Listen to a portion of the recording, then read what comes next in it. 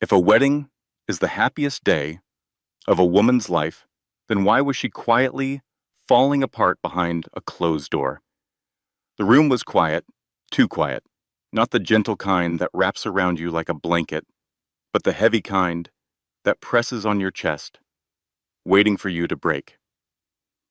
Alara Bennett sat at the edge of a bed that didn't feel like hers anymore, her hands shaking against her face. Somewhere beyond the door, muffled voices whispered of duty, debt, and disgrace. But inside the room, time had stopped.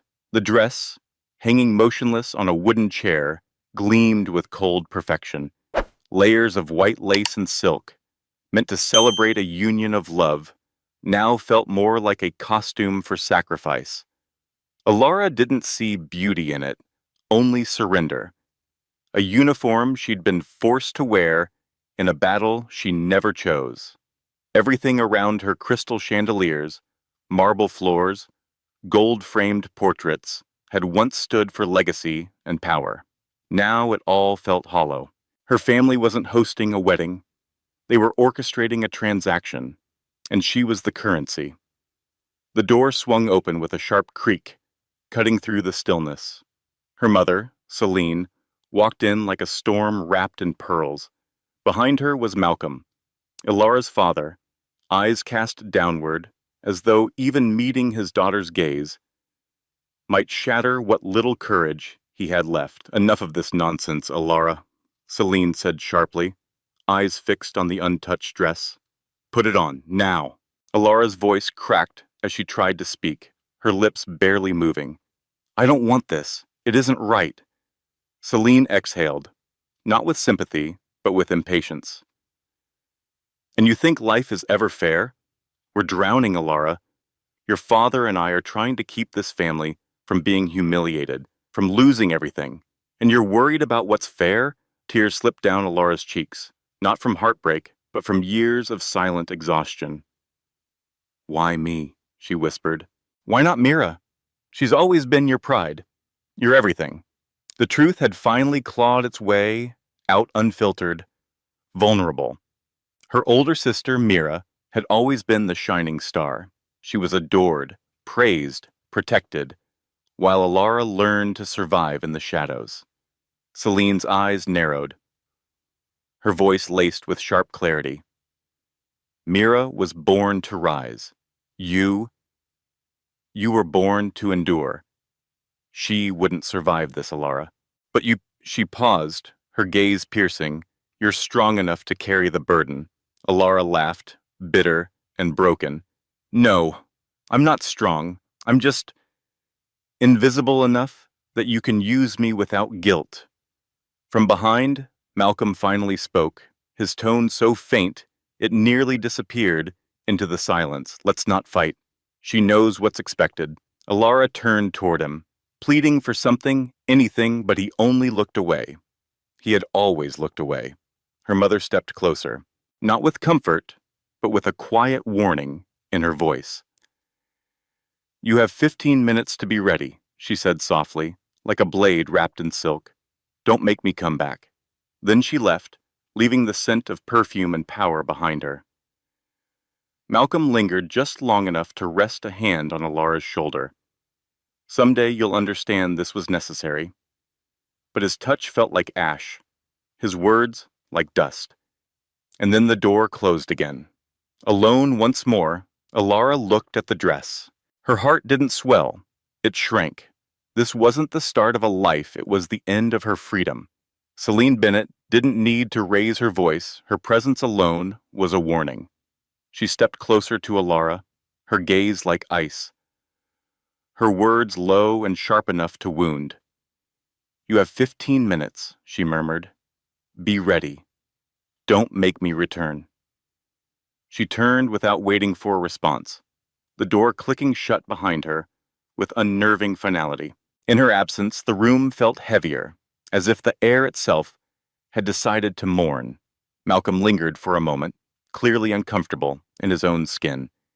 He ran a tired hand through his graying hair, then turned to his daughter, his voice a hollow echo of a man who had long since given up. I know this isn't easy, Ilara, he said gently, though he didn't quite meet her eyes. But one day, maybe you'll understand. We had no other choice. He rested his hand briefly on her shoulder, a gesture meant to console, but to Alara, it only underlined how truly alone she was. Then he left, too, closing the door as quietly as he had lived. Alara didn't move for a long time. Her gaze stayed fixed on the dress, its white fabric catching the dim light like a cruel joke. No matter how many times she blinked, it didn't transform into something hopeful. It was still a symbol of everything she was being forced to give up. Finally, with trembling hands, she stood. Her fingers fumbled with the delicate layers as she dressed herself in silence. When she looked in the mirror, the woman staring back at her felt like a stranger, fragile, painted in sorrow, and wearing a future that didn't belong to her. The wedding didn't take place in a chapel filled with flowers. It happened in a stark hospital room, sterile and cold, beneath the harsh glare of fluorescent lights. No music, no warmth, only the hum of machines and the sound of controlled breathing. Lying unconscious in the bed was Callum Thorne, heir to the Thorne family fortune. Months ago, an accident had left him in a coma, his face splashed across news headlines, and now that sleeping man, wrapped in wires and silence, was being named Alara's husband. She stepped into the room with a bouquet of white lilies clutched in shaky fingers. A judge stood at the foot of the bed, reading the vows with the tone of someone announcing a legal sentence. Alara barely registered the words. Everything sounded distant, like echoes from another world. When her turn came to speak, she hesitated. Her mother's words played again in her mind. "You've always been the practical one." She forced the word out, yes, though it tasted like ash. It was a yes not to love, but to survival. A yes to a life built on lies and desperation. Once the ceremony ended, she turned on her heel and walked out without a backward glance. In the hallway, Celine was waiting with her arms crossed and her usual expression of chilly triumph. "Well done," she said with a thin smile. "You've done your part." Alara didn't reply. She kept walking, each step feeling heavier than the last. She wanted to disappear, to rip off the dress and vanish into a place where no one knew her name. But then her mother's voice sliced through the silence like a blade. "Alara." She stopped, the hairs on her neck rising. Celine was walking toward her, something dangerous in her eyes. She grabbed Alara's arm, holding her in place. Her voice was quiet, but thick with threat. "Don't even think about running. If you do, I'll reveal everything. All of it." Alara froze. Her blood went cold. "What are you talking about?" she asked, her voice barely above a whisper. The look in her mother's eyes made her stomach twist dark, determined, and haunted. From down the hallway, Malcolm's voice called out, hurried and uneasy. "This has gone too far." He rushed over, trying to wedge himself between them. "Celine, please, don't do this now. Stay out of it," Celine snapped. Without looking away from her daughter. "Not here," Malcolm insisted, his hand gently pulling at his wife's arm. "Not like this." For a long moment, no one moved. Then Celine abruptly let go of Alara's arm, turning her back on both of them, saying nothing more. Alara stood frozen, her pulse pounding in her ears. She felt like a marionette held upright by invisible strings she'd never been allowed to cut. She didn't know what the truth was that her mother had threatened to expose. She didn't know what her father was so desperate to keep buried. But deep in her bones, Alara sensed one thing with clarity. Whatever secret her mother was keeping, it had the power to ruin everything. And it might already have started to. Alara stood frozen in the hallway, her body still reeling from the force of her mother's grip. Her arm throbbed, but it was the echo of her mother's words that truly pierced her. "I'll expose the truth." But what truth? She stared at her parents, Celine standing like a stone fortress, unflinching. Malcolm avoiding her eyes, his guilt wrapped in silence. Something about the way he looked at her, as if he pitied her, as if he already knew the devastation behind whatever secret Celine was holding onto so tightly. Alara tried to steady her breath, but her chest was tight with unease. There was something deeper here, something that had been buried for years beneath obedience and silence. And now, it was clawing its way to the surface. Celine's face was unreadable, yet beneath that polished mask, Alara could see it rage. Not the kind that explodes, but the kind that simmers, that builds, that waits. This wasn't a moment of anger. It was a reckoning years in the making. Alara took a step back, instinct begging her to leave, to run far from whatever darkness had just been hinted at. But something in her mother's tone, something in her father's fear, rooted her to the ground. She had to stay. She had to hear it. The silence around them became a presence, thick and watchful. Celine folded her arms tightly, her jaw clenched, and turned to Malcolm, who looked like he was trying to disarm a ticking bomb. "That's enough, Celine," Malcolm said, voice low but firm. "This isn't the time." Her eyes flared with frustration. "If she keeps acting like a child, I won't have a choice." Alara barely dared to breathe.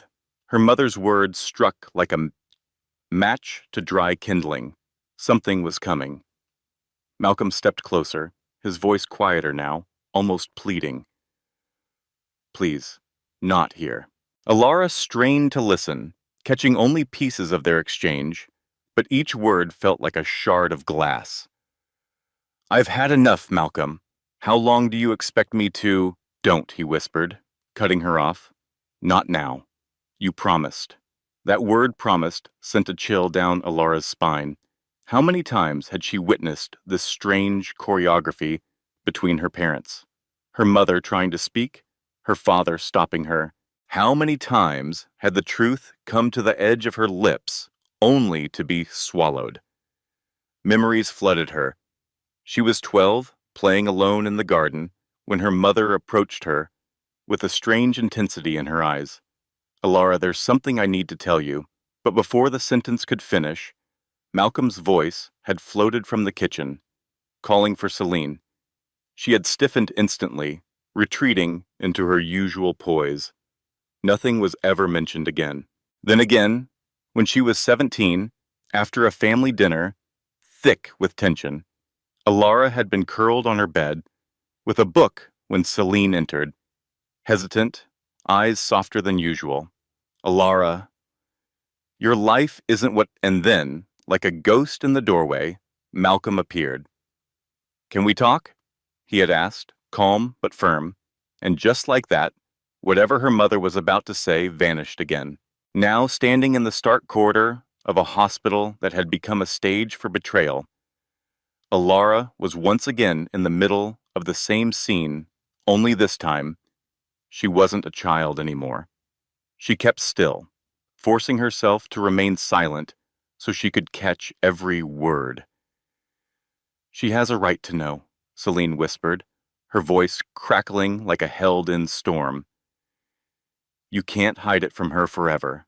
Alara's heart pounded so loud it nearly drowned out the rest. What was it that she had a right to know? What truth had been haunting the corners of her life all these years? And why did it feel like learning it might tear her whole world apart? Inside her, a storm was building. "Celine, we've been through this," Malcolm said through clenched teeth, clearly struggling to contain the growing tension. "Not here."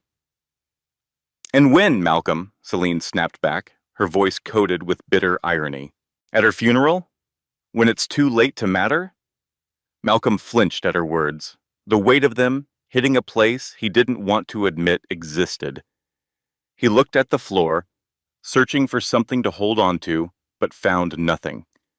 Alara's fingers curled into her sides, trying to ground herself as the walls around her began to tilt. It was too much unsaid, too much darkness. Her voice, though trembling, sliced through the silence. "What are you talking about?" Both her parents froze. For a moment, neither of them looked like themselves. They turned toward her slowly, as if they'd just seen her, for the first time not as a daughter, but as someone who could finally demand answers. Celine was the first to recover. "It's nothing you need to concern yourself with," she said, her tone crisp and emotionless, the same tone she always used when she wanted to shut the door on any argument. "Don't lie to me." Ilara stepped forward, her voice rising not in volume, but in pain. Her eyes shimmered, not just with tears, but with years of repressed ache. "You said I needed to know something. What truth is it that you've both been hiding from me?" Celine's lips parted, but before she could speak, Malcolm raised his hand, not forcefully, but firmly. "Ilara, not now. Please." His gaze begged her to wait, to be patient, to keep pretending just a little longer. "Trust me," he said. But the words rang hollow, empty sounds from a man who had stood on the sidelines of her life for far too long. Trust? How could she trust them after being cast aside, pushed into silence, forced into a marriage with a stranger? Her voice cracked as the truth poured out. "After everything, after handing me over like a deal you couldn't refuse, you expect me to trust you?" Malcolm looked like he wanted to respond, but as always, Celine cut in before he could. "You've done what was needed," she said sharply. "Now go home and pack." Ilara blinked, startled. "What?" "You heard me," Celine replied with that same imperious calm. "Callum will be moved into his family estate this evening. The master suite is being prepared. You need to be there, as his wife." It hit Ilara like a blow to the chest. So that was it. Her life had been signed away and sealed, and now she was being delivered like an accessory to someone else's future. "Home," she repeated, a hollow laugh escaping her lips. "Is that what you call it?" She looked between them, Celine unmoved, Malcolm silently retreating into himself. "I've done everything," she said, voice trembling with quiet rage. "I married a man who doesn't even know me. I followed your plan. And now you want me to pretend this is real." "It is real," Celine snapped. "This is your life now. Accept it and move forward." Ilara felt the lump rising in her throat, but she refused to let the tears fall. Not in front of her mother, not today. She turned, walking away, desperate to escape this moment, this family, this unbearable weight. But then her mother called out again, "Ilara." She stopped, every part of her going still. There was something in Celine's tone, this time low, almost dangerous. Slowly she turned back. "No matter what happens," Celine said, her voice like the hush before a storm, "remember this. Everything I've done was to protect this family." The words hung in the air like a veiled threat. Her eyes were unreadable, her face carved from stone. Ilara didn't reply. She turned away once more, her legs unsteady, her pulse roaring in her ears. But one thing was clear, whatever secret her mother was hiding, it had cost them more than anyone dared to admit. And now, Ilara wasn't sure whether discovering it would free her or destroy her completely. Behind her, Ilara caught her mother's voice low, almost a whisper, but sharp enough to wound. "She'll learn to live with it," Celine murmured to Malcolm. Ilara quickened her pace. She didn't want to hear another word. In truth, she wished she could erase her mother's voice from her memory altogether. But no matter how fast her feet carried her, the feeling lingered like smoke after a fire. A sense that this was only the beginning, that something deeper, darker, was lurking just beneath the surface. Whatever secret her mother was keeping, Ilara felt it might be her undoing. But for now, what terrified her more was the life waiting for her, the life of a stranger's wife. She stepped into the Bennett estate, the place she had called home since she was a child, and for the first time, it felt completely foreign. Her legs trembled beneath her, as she closed the door behind her. The click of the lock was a final note, sealing away whatever innocence she still had left. The tears she had been holding back spilled freely now, tracing hot paths down her cheeks. She looked around, but the grand hallway, with its polished floors and towering portraits, didn't offer her comfort. Everything inside this house had been chosen by her mother, every painting, every vase, every perfectly arranged piece of furniture. Nothing here ever reflected Alara. It had always been a home built for appearances, not for love. She climbed the stairs slowly, the weight of the past few hours pressing on her chest like a boulder. Her vision blurred. Each step felt heavier than the last. When she reached her bedroom, she closed the door behind her and leaned against it, as if it might keep the rest of the world out. Then she sank to the floor, her arms wrapped tightly around her knees. And there, in the quiet dim of the room, she let herself fall apart. Not just for the wedding, not just for the man waiting for her in silence and machines, but for all the years she had learned to survive by shrinking herself. The room around her, small, faded, untouched by time, tightened like a noose. The dark wooden bed creaked with every shift.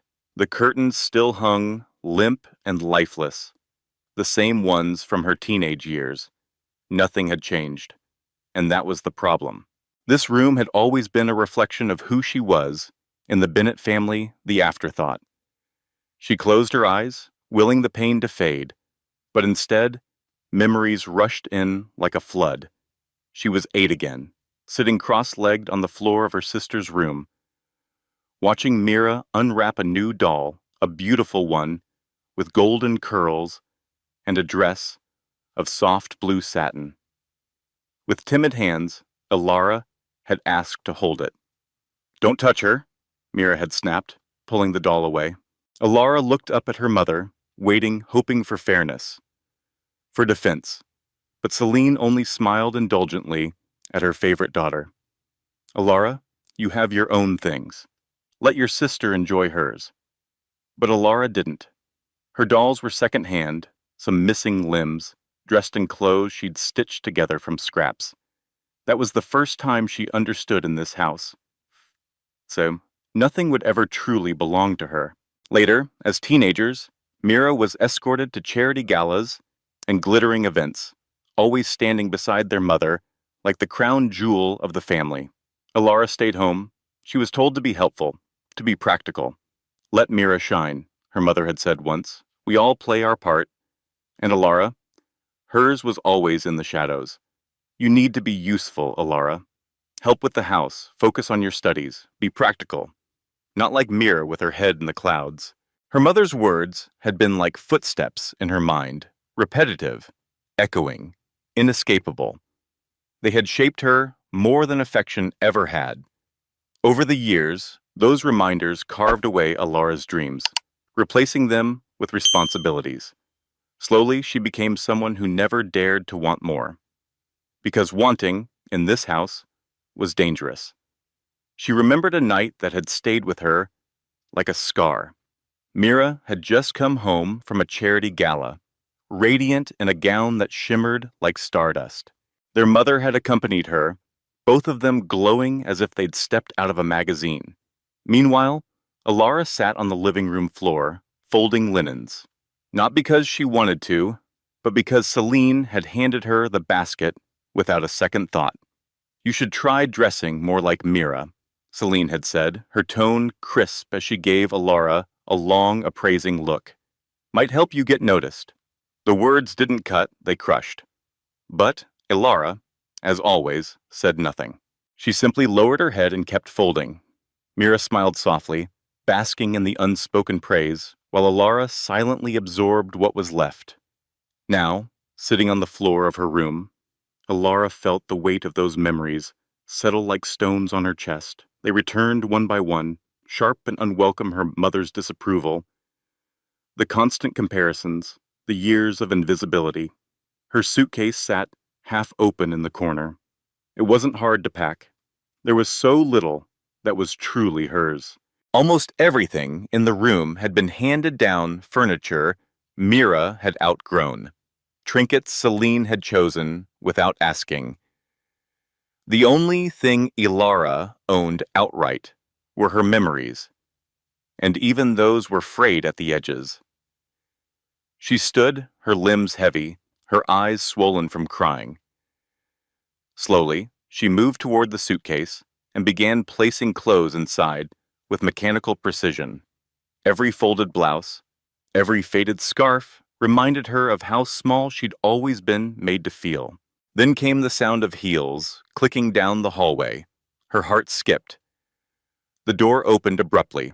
Celine stood there, flawless as always, her posture like armor. "Are you ready?" she asked, voice flat and impersonal like a boss addressing a staff member. Not a mother, speaking to her daughter. Alara glanced up, quickly wiping at her eyes. Almost. Celine's eyes scanned the room as if inspecting her progress. "Good. I want you standing beside Callum when he arrives. You'll be his wife in the public eye. Be presentable." Anger flickered inside Alara, rising like a tide, but she swallowed it down. She wouldn't give her mother the satisfaction of seeing her crack. She simply nodded and turned back to her suitcase. Celine watched for a few more seconds, then turned on her heel. "Don't take too long," she said as she left, her words trailing behind her like perfume. "I don't tolerate lateness." The door closed.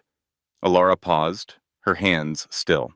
The room felt smaller than ever, the walls drawing in. She looked at the suitcase. It wasn't just clothes in there. It was the final fragments of the life she'd known. And after this day, even those would be gone. When she finally stepped outside, the car was already waiting. The ride was painfully quiet. Alara sat in the back seat, her eyes trained on the window, watching the landscape blur past. But her mind wasn't on the trees or the road. It was stuck in the whirlwind of the day. Her wedding, her family, the silence. Sitting in the front, Celine seemed almost cheerful.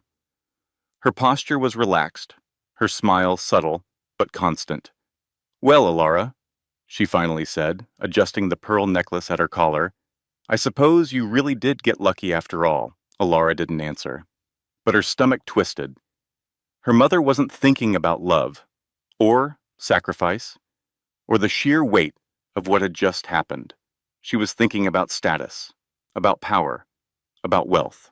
And Alara was just another transaction. Celine adjusted the strand of pearls around her neck with a satisfied little sigh, as if she were already basking in the glow of her daughter's new life. "You do realize this is a once-in-a-lifetime opportunity, don't you?" she said, her tone light but layered with meaning. "Callum comes from one of the wealthiest families in the country. Without this arrangement, you would never have landed such a match." Alara's chest tightened. Her mother's words weren't just cold, they were cruel, a blunt reminder of how little she was believed in. But Celine didn't stop. Richard Thorne was more than generous to accept the deal. His son needed someone by his side, and we needed a lifeline. It worked out perfectly. "You mean, as you always dreamed," Alara murmured, her voice low and laced with irony. Celine smiled faintly, undeterred. "Exactly. A life of comfort, security, respect. That's priceless, Alara. Richard is paying more than handsomely for your role in this." In the driver's seat, Malcolm remained silent, his eyes locked on the road. He never interrupted. But Alara noticed how tightly his hands gripped the steering wheel, his knuckles pale with tension. Outside the window, the world rolled past unnoticed. Alara's gaze was fixed, but her thoughts spiraled inward. What her mother viewed as triumph, she saw as a quiet kind of imprisonment, a cage made of silk and gold. When the car finally pulled up to the gates of the Thorne estate, Alara couldn't stop the small gasp that escaped her lips. The grounds stretched endlessly, framed by wrought iron gates and a stone path that led to a grand white mansion with towering columns and gleaming windows. Manicured gardens unfolded in every direction, and in the center stood a fountain adorned with marble figures, their faces frozen in delicate expressions. Celine let out a low whistle. My goodness, Alara, you really did luck out. Can you believe this? I never imagined a Bennett would live in a place like this. Alara didn't respond. The comment didn't shock her, it just deepened the ache in her chest. Her mother wasn't marveling for her sake. She was marveling for herself, for status, for image. Two staff members appeared as the car stopped, stepping forward with practiced politeness to assist them. Celine stepped out first, eyes sweeping over the estate like she wanted to memorize every detail. Alara followed, the cold air stinging her cheeks. Then came Richard Thorne. He stood tall on the front steps, his presence commanding without effort. His gaze was measured, shrewd, distant. He didn't smile. The ambulance will be here shortly, he said. I trust your daughter is prepared to fulfill her responsibilities. Celine nodded, all charm and polish. Alara is more than ready. She'll be exactly what Callum needs. The words made Alara shiver, but she kept her silence. After a few short, stiff pleasantries, Celine turned to her daughter. She reached out, smoothing Alara's shoulders, as if to show affection, but the gesture felt hollow, rehearsed. Be strong, she said quietly. You're doing the right thing. And just like that, she was gone. Malcolm gave Alara one last look, something between sorrow and surrender, then got into the car beside Celine. The engine roared softly to life, and within moments they disappeared behind the estate gates. Alara stood motionless at the entrance, the world quiet again. The loneliness hit her with full force. Then the ambulance arrived. She followed the stretcher in silence as Callum was wheeled into the house, the wheels clicking softly against the marble floor. The corridors they passed looked like something out of a film, oil paintings, gold-rimmed mirrors, elegant sconces glowing against velvet walls. When they reached his room, Alara stayed back as doctors and nurses moved around efficiently, adjusting monitors and IV lines. And there he was, Callum Thorne. The man she had just married, though he had never once spoken her name. He lay there, motionless, suspended in sleep beneath the glow of machines. His face was striking one she'd seen in magazines, news articles, social pages, once vibrant, now pale, quiet, unreachable. Alara stepped closer. For a moment, all her anger and confusion softened. He didn't look powerful anymore. He didn't look like a stranger she had been traded for. He looked lost. And for the first time since this nightmare began, Alara felt a glimmer of something she hadn't expected: compassion. She had seen him before on TV screens, magazine covers, society pages. Callum Thorne, the golden heir, the man with the perfect smile and limitless future, always surrounded by glittering lights and powerful people. But now, lying there, surrounded by machines and silence, he looked nothing like the man the world had adored. He looked breakable.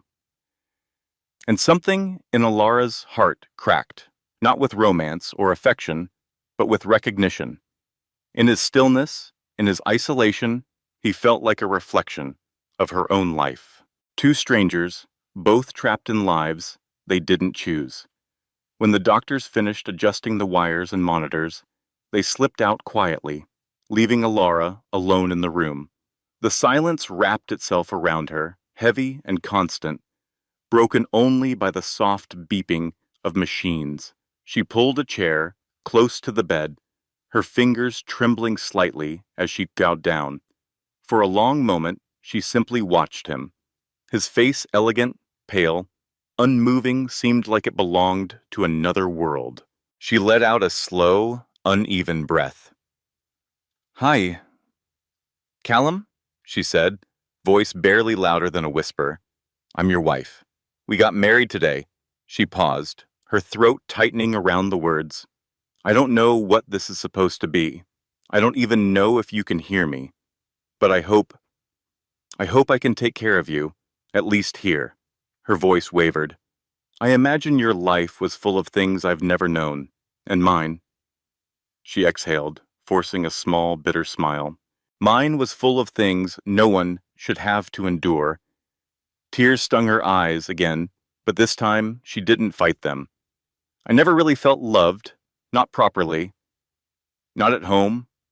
So maybe, just maybe, this room, this moment, is still better than where I came from." She leaned her head gently on the arm of the chair, the day finally collapsing onto her shoulders. Within minutes, she drifted into sleep, her breathing soft and steady beside his. A warm lamp lit the space with a quiet glow, casting golden light over both of them, two souls who had lost control of their own stories.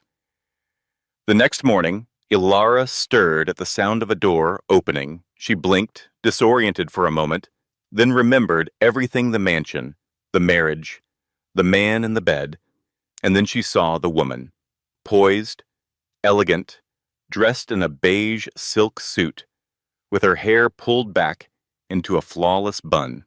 Her presence alone could silence a room. So this was Clarissa Thorne, Callum's mother. Her eyes swept over Ilara with an expression that was hard to read somewhere between scrutiny and sadness. "So, you're the one," Clarissa said.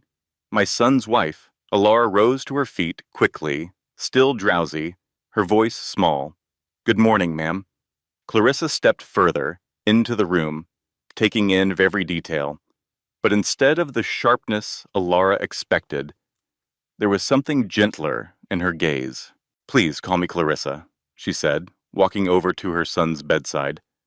Her hand brushed the blanket tenderly, eyes softening as she looked down at Callum. "Did you stay with him all night?" Ilara nodded. I felt comfortable here." Clarissa turned her head slightly, studying her again this time, with something closer to warmth. "I'm glad.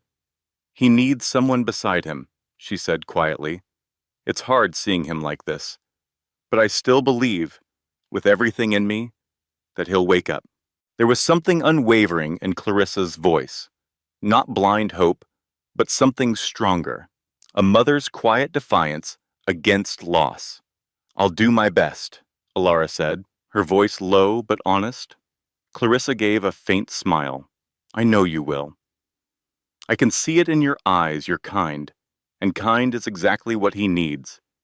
She paused, then added, "Richard may see numbers, but I trust instincts. And mine say, you're going to be important to his healing." A lump rose in Ilara's throat. She wasn't used to being seen, not like this, not as someone capable of offering comfort, and for the first time in what felt like forever, she didn't feel so completely alone. There was something about Clarissa's presence that Ilara hadn't expected: gentleness, warmth, a quiet strength. In her, Ilara found a kind of comfort she didn't realize she had been missing all her life. A mother figure who didn't demand or criticize, but simply saw her. Over the next few weeks, their connection deepened.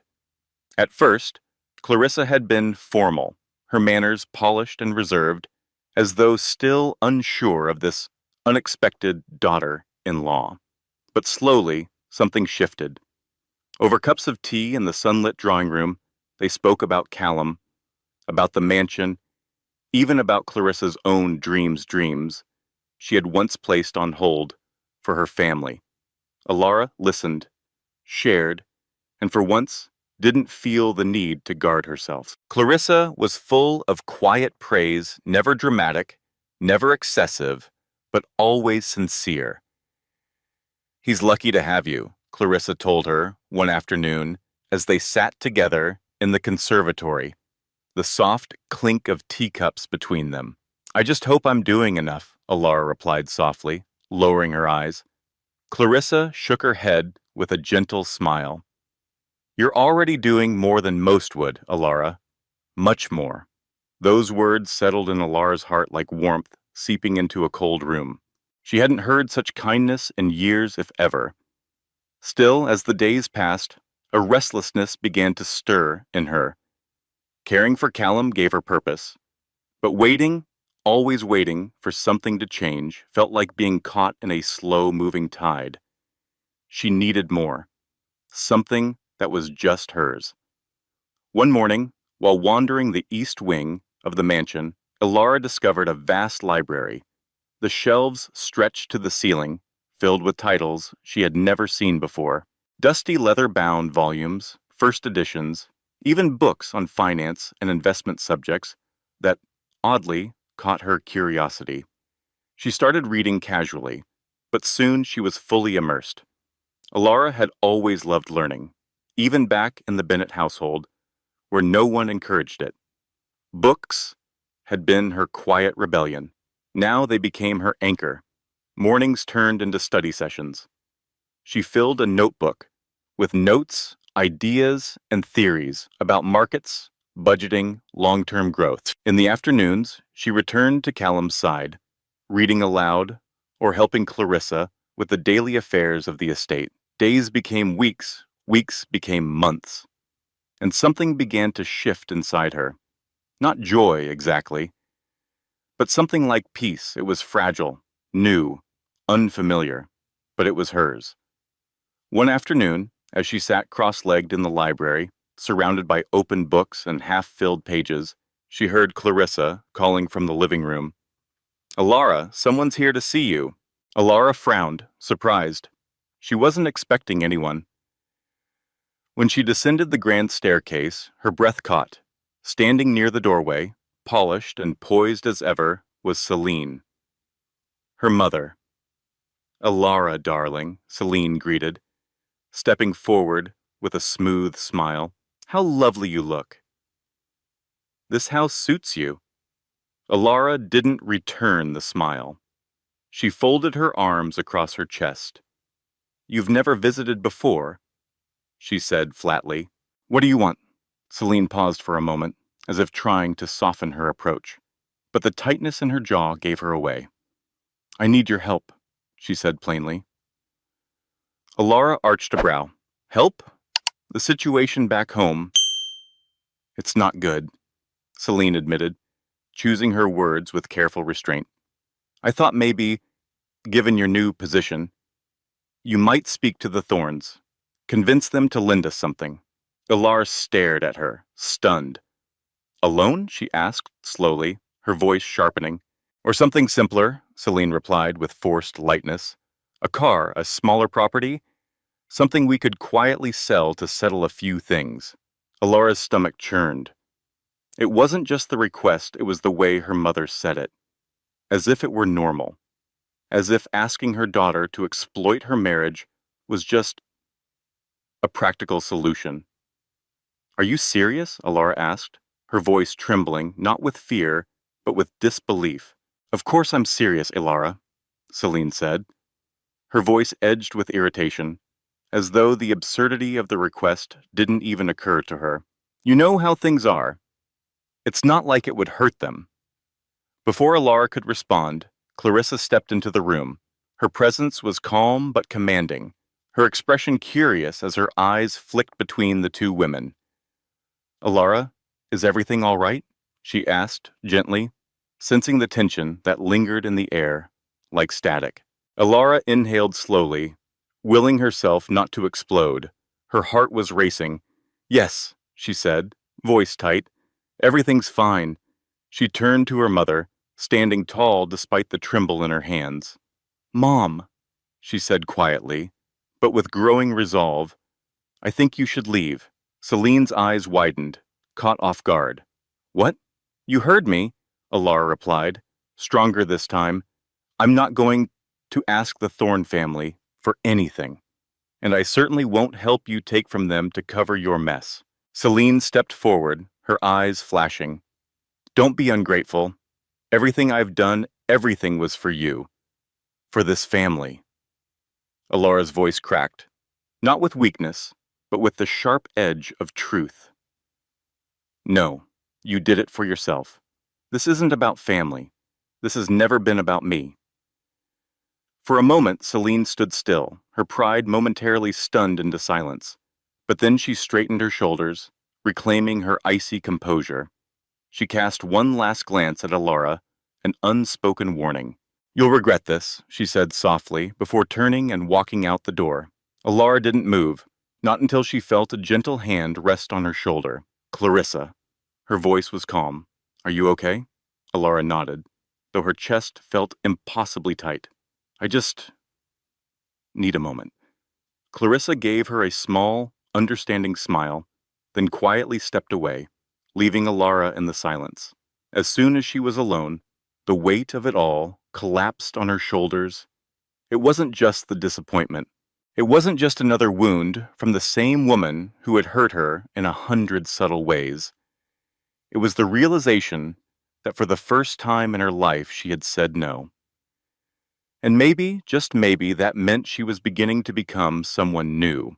Alara stayed in the room a few minutes longer, trying to collect herself. Her mind was tangled, her body exhausted, but deep down, something had shifted. She had faced her mother and chosen herself. When Clarissa returned, Alara stood quickly, a hint of embarrassment rising to her cheeks. I'm sorry, she said hurriedly. About that? About her. My mother. Clarissa gently raised a hand, stopping her. There's no need to apologize, she said with warmth. I saw enough to understand. They sat down together, and for a moment, Alara just breathed. Clarissa waited, never rushing, never pressuring. Alara's voice came, quiet and uncertain. She's always been like that, she began, fingers fidgeting in her lap.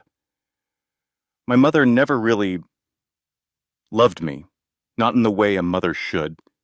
Clarissa tilted her head, gently encouraging her to go on. It was always about Mira, Alara continued with a bitter smile. She was the star, the favorite. I was the responsible one, the practical one, the one who didn't ask for anything and did what I was told. Clarissa's voice was soft. And she never saw that? Alara shook her head, blinking back the welling tears. No. In fact, she made it clear that I should be grateful for whatever crumbs I got. She laughed a hollow, humorless sound. My whole life I've existed for everyone else. I never thought I was allowed to want more. Clarissa reached out, placing a hand gently over Alara's. I'm sorry you had to grow up like that, she said sincerely. No mother should ever make her daughter feel like she's not enough. The simple truth in those words made Alara's eyes fill once more.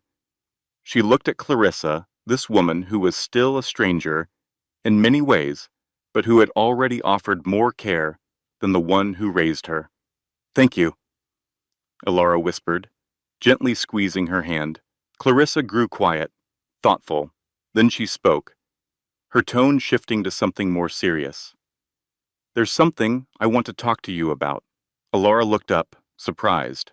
Clarissa's expression had changed, still kind, but now layered with purpose. There was something comforting in Clarissa's presence, a quiet warmth that Alara had slowly come to trust. What is it? Alara asked, sensing the weight behind Clarissa's hesitation. Clarissa took a breath, her fingers gently interlacing in her lap. I've spent so long in this house, caring for Callum, hoping, and I still believe truly that one day he'll open his eyes. Her voice trembled, thick with emotion. But then she looked around the grand, silent room and added softly, Still, something is missing here. This house, it doesn't feel alive anymore. Alara frowned, unsure of where Clarissa was going. I always dreamed of a big family, Clarissa continued, her eyes glistening. Grandchildren. Laughter, the sound of tiny footsteps echoing down these halls. And then it clicked. Alara's stomach tightened. You're saying you want to bring life back into this house? She said slowly, trying to keep her voice steady. Clarissa gave a gentle smile. I know it's unusual, but Callum and Richard had discussed this before. As a precaution. And Callum, ever the planner, left samples stored safely, just in case. Alara's heart thudded in her chest. The idea was surreal, unthinkable. But Clarissa spoke on before she could object. I'm not pressuring you, Alara, I promise. But I believe this could be healing, for all of us, for you, for Callum, for the family. Alara couldn't answer, not yet. Her thoughts were a blur. That's a lot to process, she whispered. Clarissa reached over, touching her arm with genuine tenderness. I understand. You don't have to decide now. That night, Alara lay in bed, wide-eyed, listening to the hum of the mansion around her. The idea of having a child especially like this had never once crossed her mind. It felt foreign, immense, but so was everything she'd known before. What if, in this strange and unpredictable moment, there was a chance to create something that was truly her own? Not something arranged, not something expected, something real. The next morning, Clarissa brought it up again, this time over breakfast. Richard was there, too stoic, reserved as always. No one will force your hand, Richard said plainly, folding his hands on the table. But this could be meaningful. Meaningful? Alara asked, her voice still hesitant. Yes, he replied, meeting her gaze. Callum is the future of this family. But this could be a way to bring hope back. A son, he could be that hope. Alara glanced at Clarissa, who was watching her closely, a flicker of hope and fear in her eyes. I need time, Alara said, honest and unafraid. Clarissa and Richard nodded, saying nothing more. They understood, and over the next few days, Alara sat with the idea, turned it over in her heart. The circumstances were anything but normal, but the decision, it would be hers. For once, fully hers. When she finally approached Clarissa in the living room, her decision was made. I'm ready, Alara said softly. Let's set the appointment. Clarissa exhaled, her smile breaking through the tension in her eyes. You won't regret this. I know it.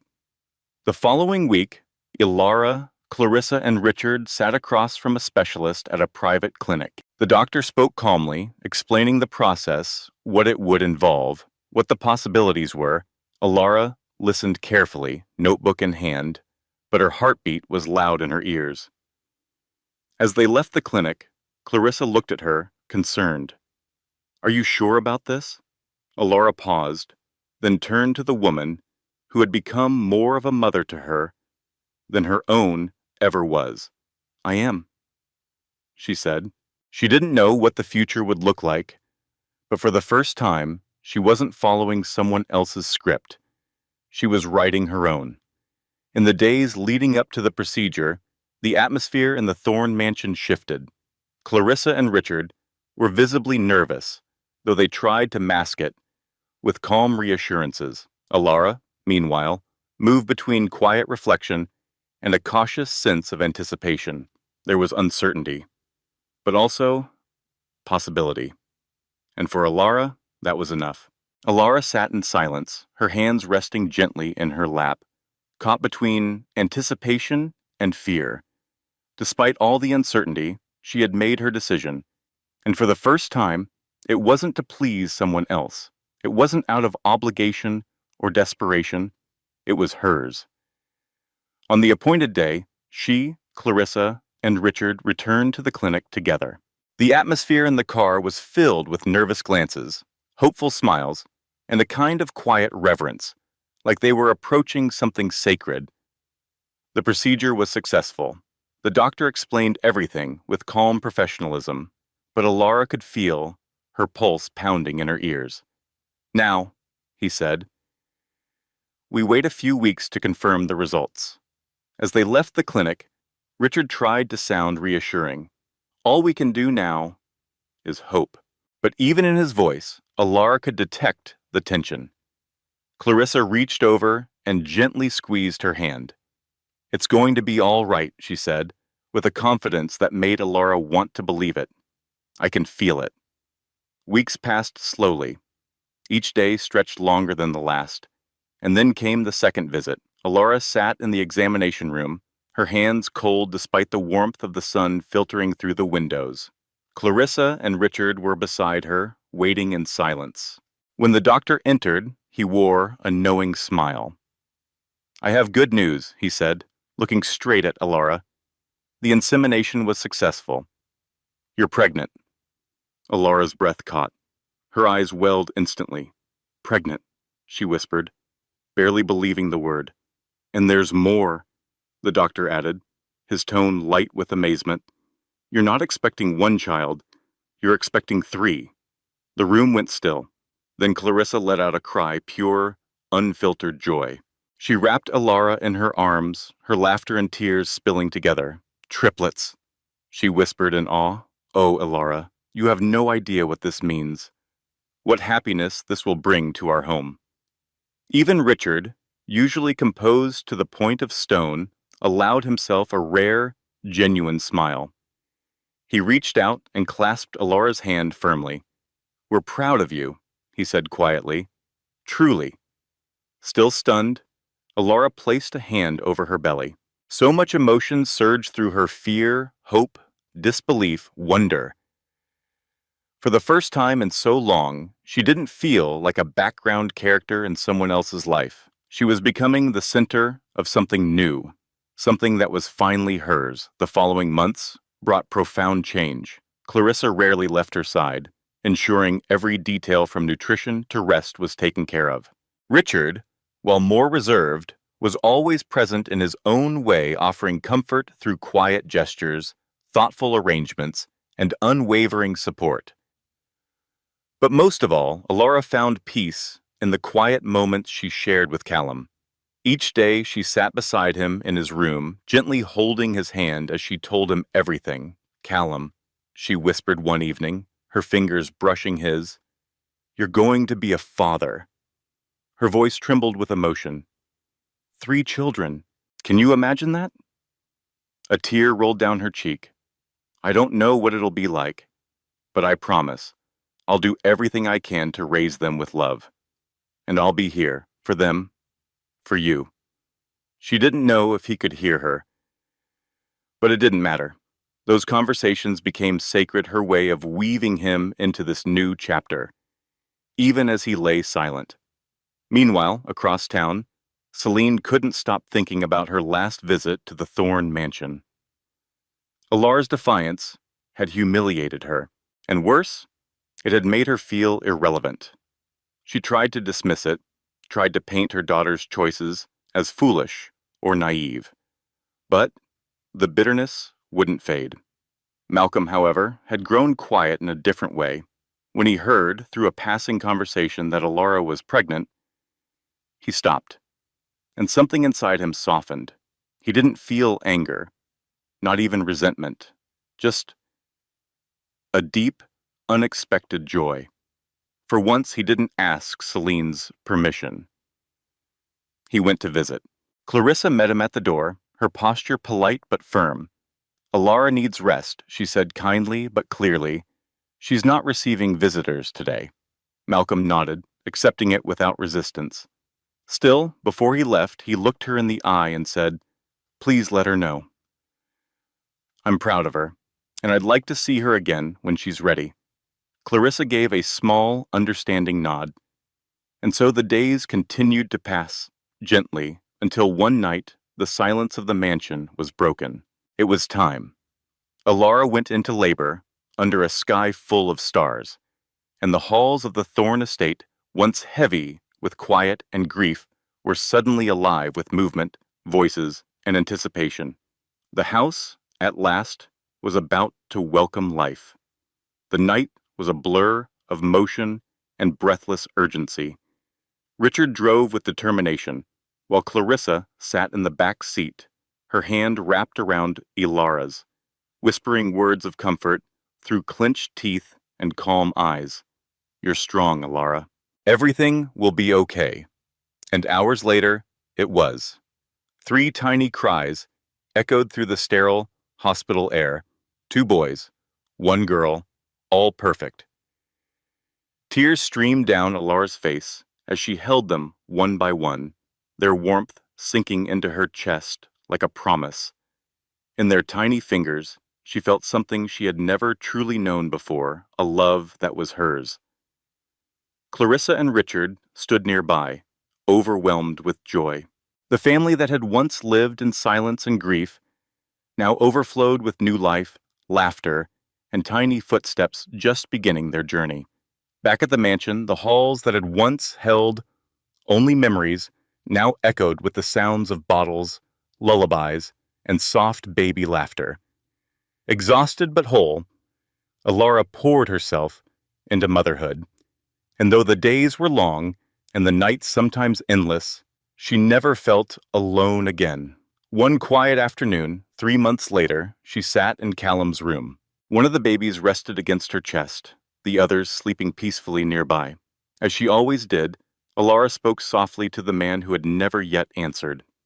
"They're growing so fast," she whispered, brushing her hand over her son's hair. "I wish you could see them. I wish you knew them."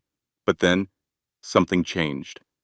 A faint shift in the rhythm of the machine, a flicker at the corner of her eye. Alora's breath caught. "Callum," she whispered, her heart pounding. His fingers twitched. She froze. And then slowly, miraculously, he opened his eyes. A few blinks, a struggle to focus. "What?" His voice cracked, raspy, and weak. Alara's tears came instantly, falling freely down her cheeks. He looked around the room in confusion, his gaze stopping at her, then the baby in her arms. "Who are you?" Alara's lips trembled. "I'm Alara," she said softly. "Your wife." He blinked again, trying to understand. "My wife?" She nodded, holding his gaze with trembling hope. These past months, everything changed. Before she could explain more, the door opened. Clarissa and Richard stepped in and stopped cold. Clarissa's hands flew to her mouth, her eyes filled with tears. "Callum." She rushed to his side, taking his hand as if afraid he might vanish again. "What happened to me?" he asked, panic creeping into his voice. Clarissa looked at Alara, then back at her son. Her voice was steady, but full of emotion. "You've been in a coma for over a year." He looked back to Alara, to the baby now stirring in her arms. "And now?" he asked, voice trembling. "What happens now?" Alara stood quietly, rocking the baby gently. "We take it one day at a time," she whispered. And in that moment, the room fell silent, not with fear, but with wonder. Because healing had already begun, not with answers, but with presence, not with perfection, but with love. Sometimes life doesn't unfold the way we expect, but even in the strangest chapters, there's a chance to write something beautiful. Ilara's story reminds us that healing isn't loud, it's quiet, patient, and begins the moment we choose to stay, to love, and to begin again. Thank you for walking with us through Ilara's journey, a story of quiet courage, of breaking free from the weight of expectations, and of finding light in the most unexpected places. We hope this story has touched your heart the way it touched ours. At Shining Stories, we believe that every soul has a story worth telling.